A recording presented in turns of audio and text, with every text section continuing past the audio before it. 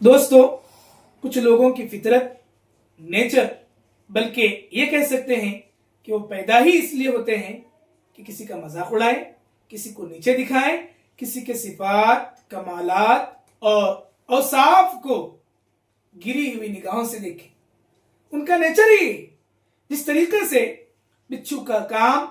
Duck मारना होता है और डक मार के एक अच्छे इंसान की जिंदगी को जहर आलूद करना होता है, तो ऐसे ही कुछ लोगों का नेचर और फितरत होती है कि वो दूसरों के अच्छाइयों में, दूसरों के खूबियों में, दूसरों के कमालात और अच्छे औसाफ में भी कीड़े चुन चुन के निकाले। तो आपकी जिंदगी में अगर आपको ऐसे लोगों से पाला पड़ता है तो आप उनके उन जहरीले जज्बात, उनके जहरीले अल्फाज और उनके जहरीले ख्यालात की वजह से कहीं आप भी मुतासिर होकर आप उनकी जहरीली सोच को अपनाने वाले ना बने। इसलिए